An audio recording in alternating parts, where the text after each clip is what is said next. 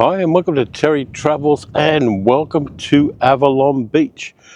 And the salt flats are filling up with the tide. We're looking around there toward Geelong and we're on a walk which is going to take us along the coast to Cape Lillias and back. I've got no idea what's there. I know how to get there, and in fact I can see it way in the distance. But we're going on a bit of a walk. And I haven't been on a walk for a couple of weeks. Well, not quite a couple of weeks, but haven't been on a walk for about a week and a half. And I'm feeling a bit rusty and a bit ragged and a bit like I need a walk. And so this is it. This is the walk I'm doing. As you can see over there, we've got Port Phillip, which, as previous viewers will know, is an embayment, a bay made up of bays. And we're down toward the bottom end of it. And over here on Avalon Beach, they've got some very groovy houses. Now, hopefully you can see them because the sun's behind them. But we're going to walk along. In fact, what I will do is take you up here so you can see where the land meets the sea. Here is the beach itself with abundant bird life. There's the pier. There's also a place to put your boats in the water down there. We're heading way down to the end of that peninsula there. So keep going. By the way, in case you're wondering, it is cold. That wind is coming from the south, which means it's cold. And gloves are on today. And I've got a feeling they'll stay on for a while. So we're going to walk along the row of houses here at Avalon Beach. They're kind of shack-like, but very groovy. And we're going to go along a narrow track between two areas of water to get to Cape Lillias, or Point Lillias. There's a do not enter sign here, so I've got to go around it. Got to respect people's rights. As you can see, the road's dirt here, not at all paved. And as we move along, there's a lot of nautical motifs on some of the houses over here. But yeah, lots of birds. It's a very rich, literal environment with groovy letterboxes.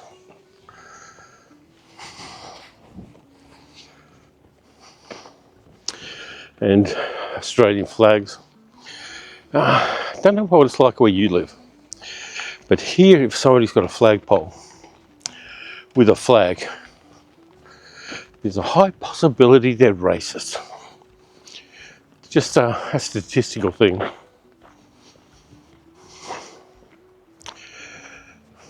So, lots of 20th century shacks along here.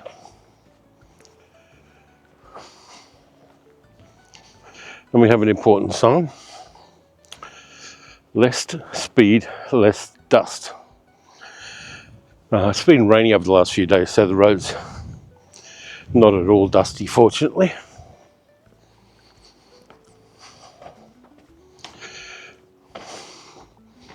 Speed limit 20 kilometres an hour.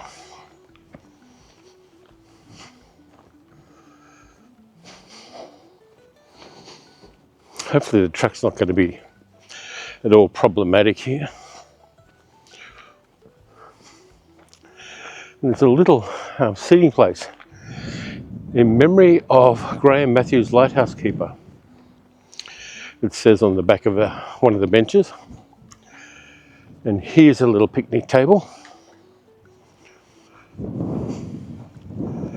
with something a bit like a sundial with no vertical thing.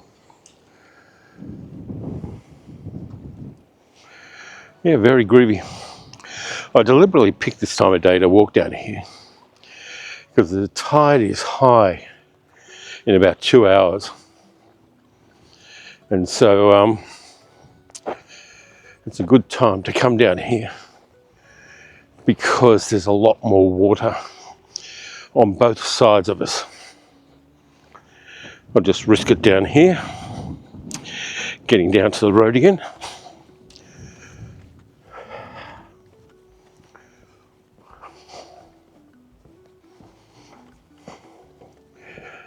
Yeah, there's a few benches along here. Sometime this place will be rammed with people, but here in winter, not so much.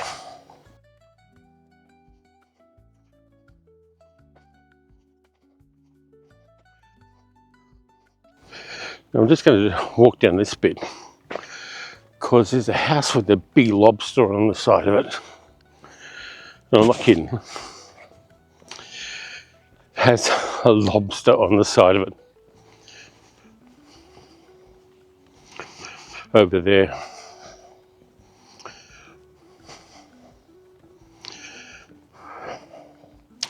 Let's see if I can shade you so you can see it.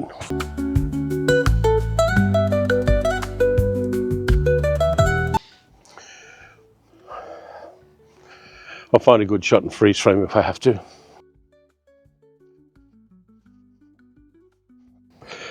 This is probably the cheapest seaside real estate in Melbourne.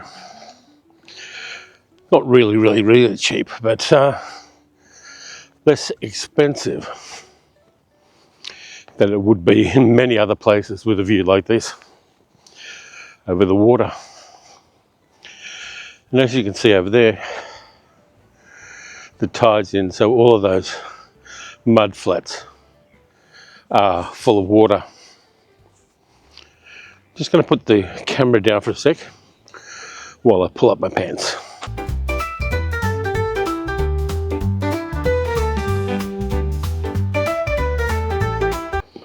Okay, that's better.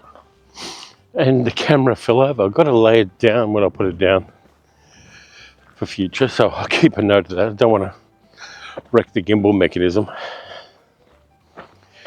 Actually, yesterday I saw one other vlogger who uses these Osmo Pocket 3 cameras who got pummeled by a wave, and it totally rooted the poor guy's camera. And these are not a cheap unit.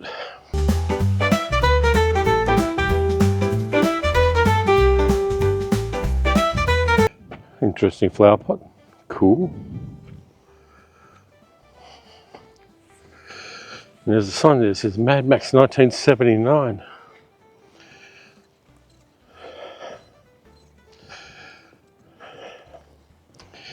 And we come up to the last two of the houses before we end up on a narrow track heading into the road to Point Lillias. Love the letterboxes around here. Totally groovy. Yep, that's it. No more houses. There is a little car parking area further up here, and then you get a narrow track heading to the point.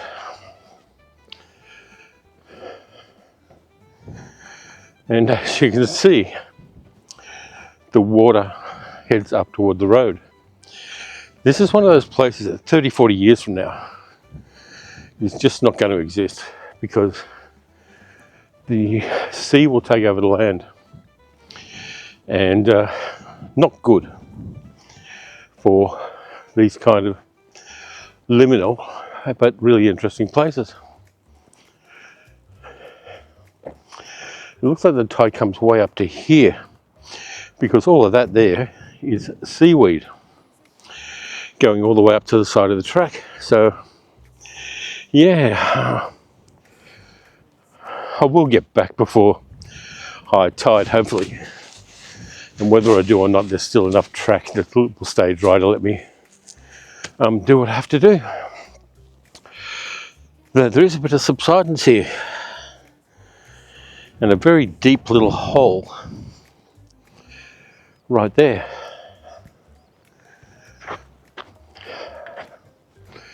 Very different from the last walk where I was going through South Yarra and Toorak, bougie suburbs like that. But today, look this way, there's not a house in sight.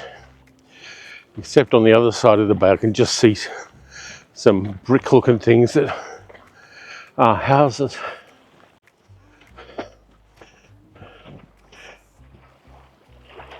The beaches aren't big here, but the sand's pretty. Hey, they've got warning signs here, which are kind of interesting. But I can't read them. Could be a few rabbits around here as well, I'm not sure. The rabbit burrows might be too close to the waterline for it to be a good rabbit habitat. There we are looking back. Over there, those hills in the distance are the You Yangs. City of Geelong that way. But right here, it could be 100 kilometres from anywhere. And yeah, the mudflats are well and truly full of water. Last time I was here, it was all dry. Another warning sign. As long as it doesn't say landmines, I should be okay. But yeah, I definitely think I picked the right time of day to do this walk, because water on both sides of me basically. I'm on a narrow peninsula which goes all the way to the point of Point Lillias. And when I first came here, I was thinking of driving the car down here. But to be honest, I think it's a bit narrow for a car. And if you got stuck, you'd have to reverse for a couple of kilometres to get out. There's no 3-point turns around here. Looks like there was once a tree here, but the water eventually got to it. It's a bit hard for me to work out how far it is to the point, because Google Maps wasn't a lot of use, because the road meanders, or the path meanders, and it's probably between 1 and 2 kilometres.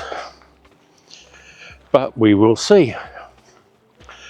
At least I don't have any hills like I had when I walked on the tan.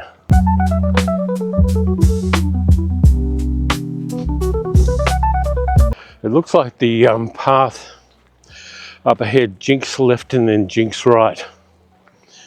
So when I jink left, I'm going to pause and take a drink of water and continue.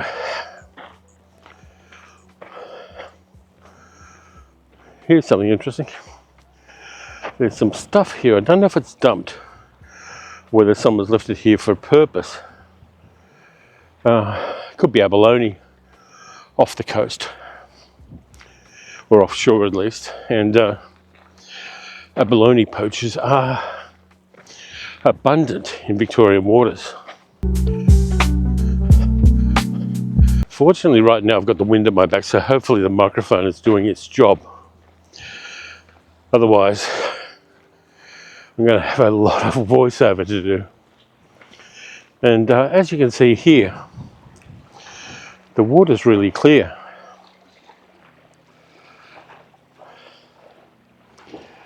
Which is great. All the way along both sides. There we go. Got me with the sun to the side of me. Yeah, it's quite beautiful along here, but as I said, summertime it will be crazy rammed with people. Any place along the coast in the summertime will get a lot of people to it. And even though Avalon Beach is very much unknown to most people, it's known to enough people that it will get a lot of people just coming here for the day from Melbourne and from Geelong and doing the thing, paddling in the shallows.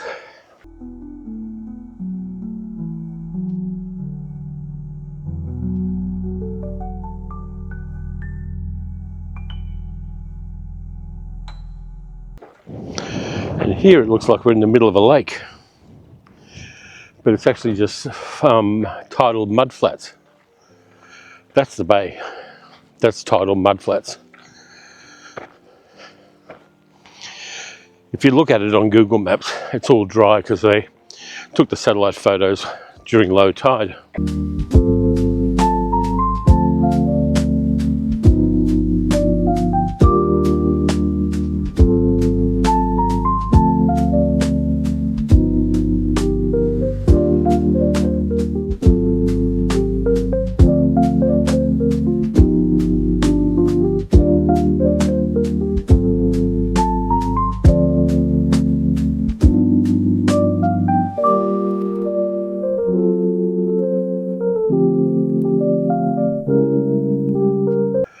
And over there is Point Lillias, where we're going to end up. And there is where we have been.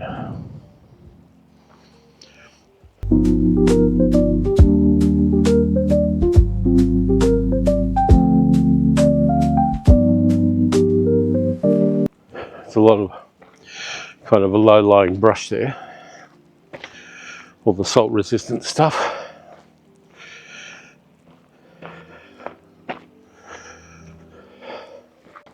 And I can hear a plane because Avalon, Melbourne's second airport, is only a couple of kilometres that way. And over here, near those rocks down there, are a whole bunch of native ducks.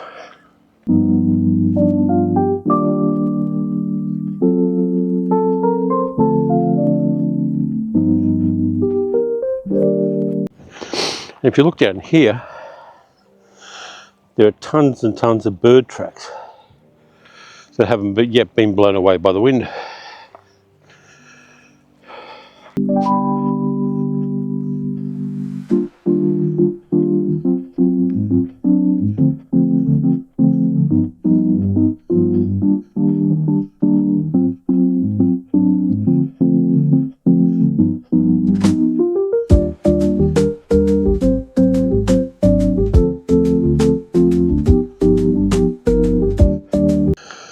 Okay, here comes an interesting point.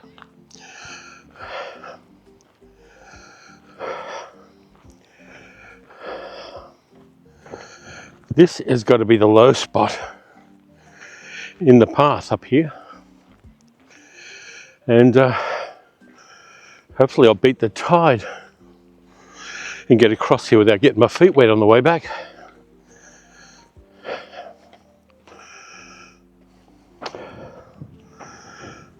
I'm not sure if that's junk that's been left there or an art piece. But up these gates, I'll take a pause and have a drink, and then we can continue.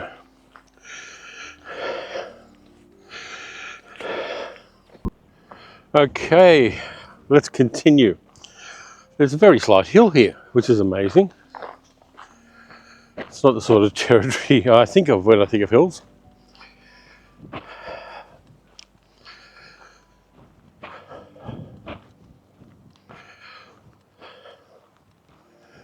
And the path's just a little bit rougher.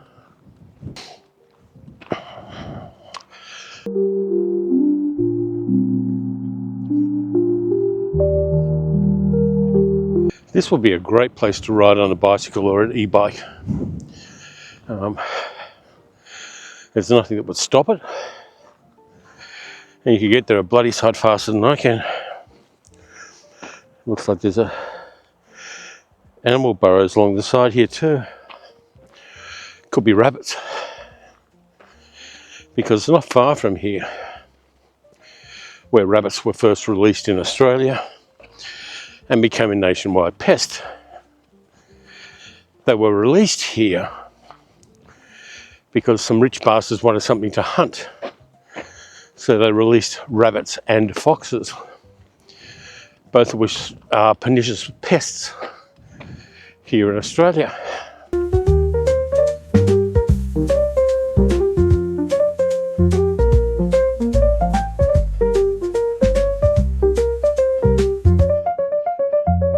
There's a few alternate pathways here, but I'm going on this one because we are on Point Lillias now.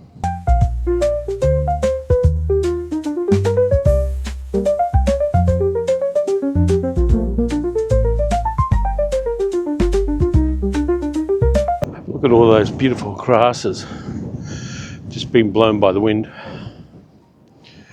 They're all native grasses.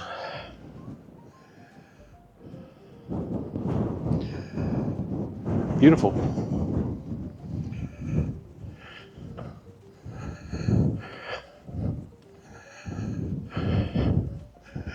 There's more on this side as well.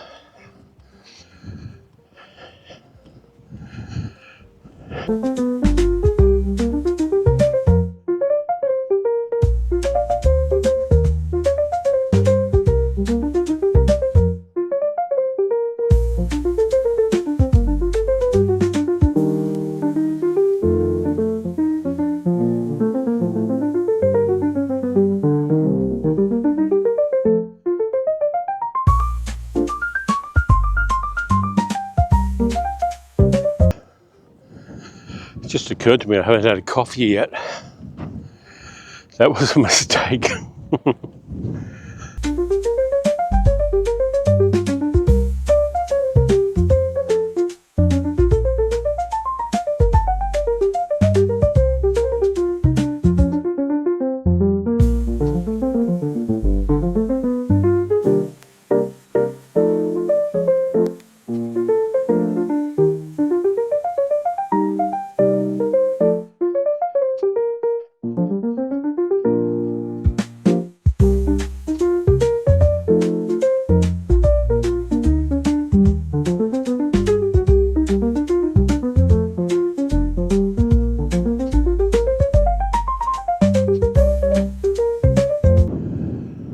And here we are at the tip of Point Lillias.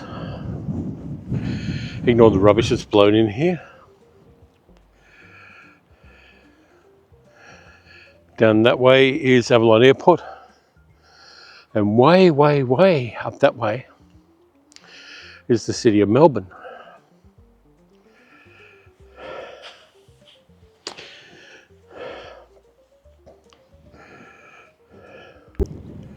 And down here we've got a little rock pool. Volcanic rock by the look of it. Very cool. And some kind person has left a chair here. But I'm not going to risk it. It looks like it's almost worn all the way through. But it's a very peaceful little area here. And not many people see it. This is not a place where people in Melbourne ever go. And the people over there across Corio Bay in Geelong don't often go here either. They'll go to the Great Ocean Road or down around Torquay and Queenscliff, but not here. This is a little unknown space and a little bit interesting. And now I'm going to walk back and I'll give you my thoughts on this walk when I get back to the Yeti, my car. So I made it back to the car. The wind was in my face all the way, so it was a lot harder walk coming back than it was going there. But it's a nice piece of the world here. It's a little kind of liminal space that nobody knows about. It's old school. It's beautiful in its own way. It's not lumpy and hilly, but it's got water on both sides. I really enjoyed the walk. And at the tip of Point Lillias, you've got that little rock pool and pretty good views across the bay. It's a shame I wasn't a couple of minutes later because a big container ship went past about 10 minutes after I got away from that part of it. and that would have been a nice capture, but you can't have everything. So yeah, good exercise, good walk. If you like this kind of thing, please consider subscribing. It doesn't cost you anything. You can also support the channel by becoming a channel member on the other channel, or by becoming a patron at patreon.com/terrytalksmovies. If you like this particular video, give it a thumbs up, leave me a comment, and you can also hit the notification bell so you know when I'm making more travel videos. So until next time, when I'm going to be doing something entirely different, because there's no place quite like this anywhere in the world. Look after yourselves, travel well, and I'll catch you next time.